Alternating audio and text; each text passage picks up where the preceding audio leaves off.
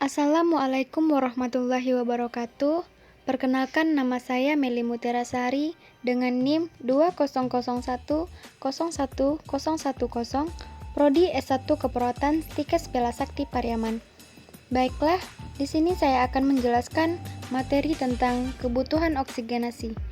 Oksigenasi adalah kebutuhan fisiologi yang merupakan kebutuhan dasar manusia yang digunakan untuk kelangsungan metabolisme sel tubuh, untuk mempertahankan hidupnya, dan untuk aktivitas berbagai organ atau sel.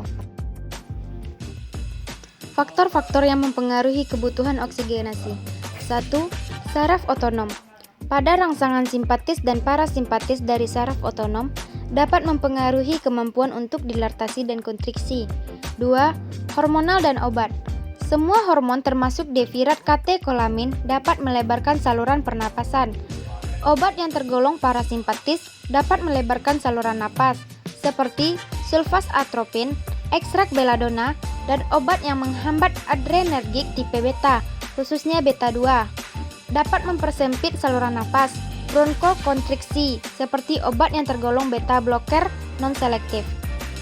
3. Alergi pada saluran napas.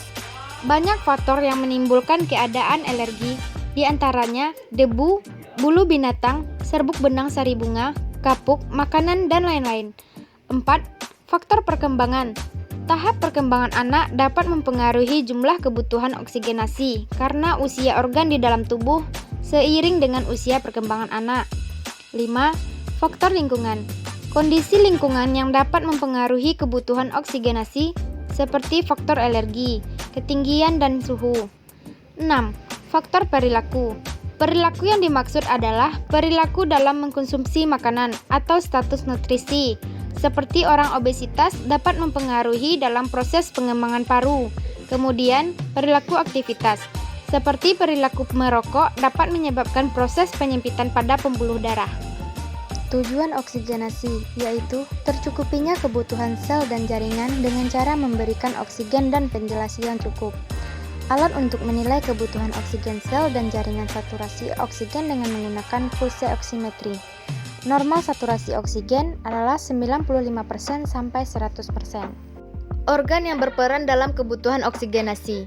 Saluran pernapasan bagian atas berfungsi untuk menyaring, menghangatkan, dan melembabkan udara yang terhirup. Terdiri dari hidung. Proses oksigenasi diawali dengan masuknya udara melalui hidung.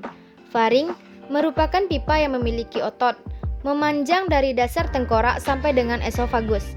Laring atau tenggorokan merupakan saluran pernafasan setelah faring yang terdiri atas bagian dari tulang rawan yang diikat bersama ligamen dan membran, yang terdiri atas dua lamina yang bersambung di garis tengah. Epiglotis merupakan katup tulang rawan yang bertugas membantu menutup laring saat proses menelan.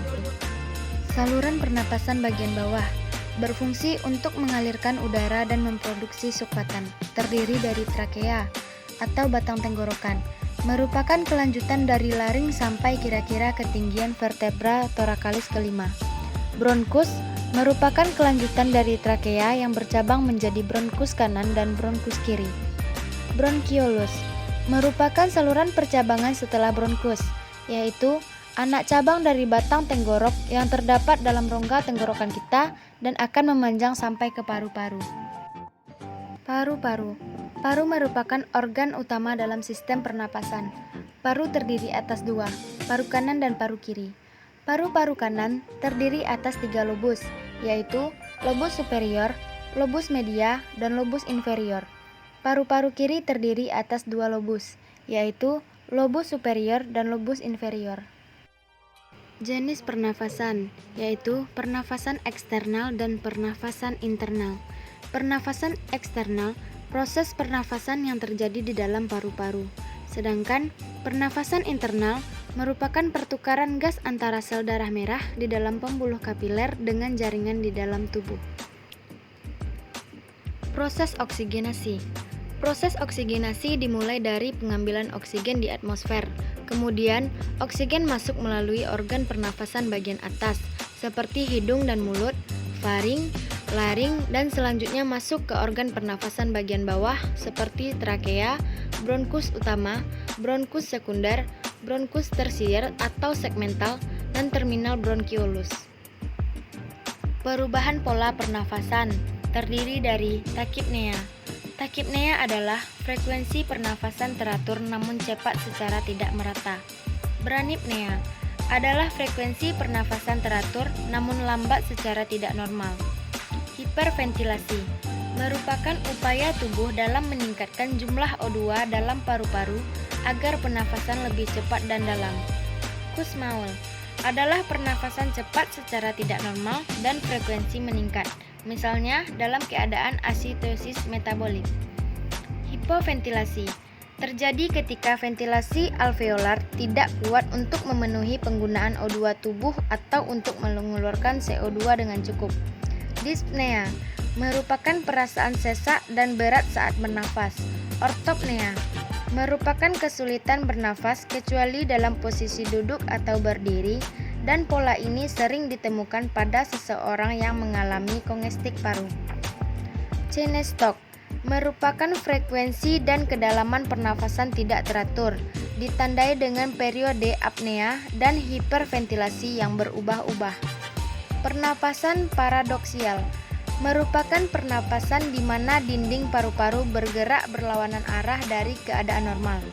Biot merupakan pernafasan dangkal secara tidak normal untuk 2 atau 3 nafas diikuti periode apnea yang tidak teratur. Stridor merupakan pernafasan bising yang terjadi karena penyempitan pada saluran pernapasan. Masalah kebutuhan oksigenasi. Masalah gangguan kebutuhan oksigenasi terbagi atas 3, yaitu gangguan pertukaran gas, pola nafas tidak efektif, dan bersihan jalan nafas tidak efektif. Pertukaran gas. Pertukaran gas adalah proses biologis di mana gas yang berbeda ditransfer dalam arah yang berlawanan di permukaan respirasi khusus. Gas terus-menerus dibutuhkan dan diproduksi sebagai produk sampingan dari reaksi seluler dan metabolik, sehingga sistem yang efisien untuk pertukaran gas sangat penting. Pemberian oksigen. Tindakan keperawatan dengan cara memberikan oksigen ke dalam paru-paru melalui saluran pernafasan dengan menggunakan alat bantu oksigen. Tujuannya untuk memenuhi kebutuhan oksigen dan mencegah terjadinya hipoksida. Alat-alat yang digunakan dalam pemberian oksigen yaitu tabung oksigen lengkap dengan manometer, pengukur aliran flowmeter dan humidifier dan kanul nasal. Tabung oksigen. Tabung oksigen mempunyai kemampuan untuk mengubah air menjadi oksigen. Oksigen itu nantinya dialirkan melalui selang pernafasan pasien, bisa melalui hidung atau mulut pasien. Humidifier merupakan alat pelembab udara yang bekerja dengan cara menyemprotkan uap air ke udara. Humidifier juga dapat membantu mengatasi iritasi yang dipicu oleh udara kering seperti kulit pecah-pecah, pilek hingga sakit tenggorokan. Flowmeter, sebuah alat yang melekat ke oksigen outlet yang mengatur jumlah oksigen yang dihasilkan. Ada 2 tipe flowmeter, yaitu balon air raksa dan ukuran. Kedua tipe mencatat jumlah liter oksigen yang dikeluarkan per menit.